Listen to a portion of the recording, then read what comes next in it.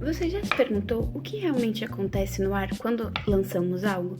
Neste vídeo, não vamos apenas descrever o arremesso de uma bola de bilhar, mas vamos provar os fenômenos físicos por trás dela, com análise de dados reais do movimento. Prepare-se para a mecânica clássica e a aerodinâmica em ação. Para começar a explicação, vamos falar um pouco sobre a primeira lei de Newton, conhecida também como a lei da inércia, que afirma que um objeto em repouso permanecerá em repouso e um objeto em movimento continuará em movimento com velocidade constante e em linha reta, a menos que uma força resultante externa atue sobre ele. Bem, podemos reparar que a bolinha estava em repouso e tende a permanecer assim, onde podemos perceber que o jogador ele aplica uma força para conferir a ela uma velocidade inicial, a V0, vencendo a sua inércia e colocando-a em movimento. Vamos fazer agora uma análise à prova da resistência do ar. Em um mundo sem ar, o movimento horizontal seria um movimento retilíneo uniforme, com velocidade constante, mas o nosso experimento prova o contrário. Analise o gráfico, velocidade horizontal versus tempo. A linha de ajuste R² de aproximadamente 0,84 claramente tem uma tendência negativa. A velocidade horizontal Vx diminui constantemente.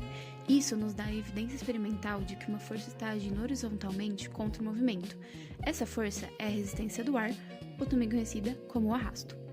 E o porquê ocorre? Bem, é o atrito entre a superfície da bolinha e as moléculas do ar, atuando na direção oposta ao vetor velocidade.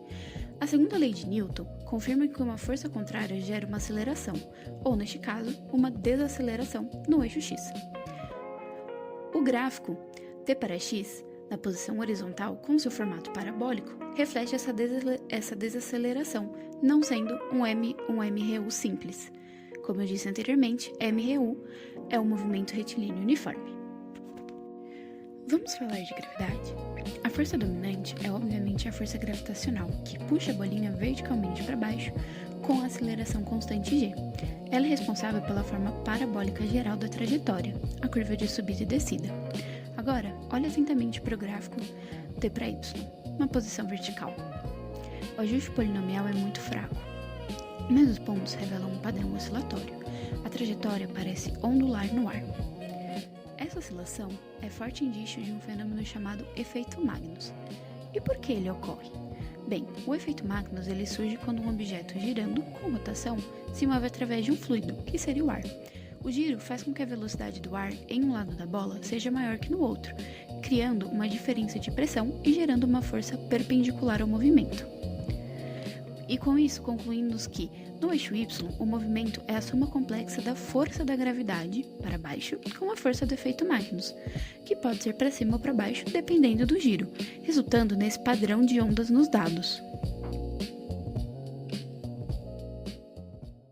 Em 5 minutos, transformamos o arremesso casual em um laboratório de física. Vimos as 3 leis de Newton, comprovamos a existência da resistência do ar através da desaceleração horizontal, identificamos o efeito Magnus pela oscilação vertical da trajetória. A física está em todos os detalhes. Com isso, ficamos por aqui, agradecemos a sua atenção e a sua dedicação.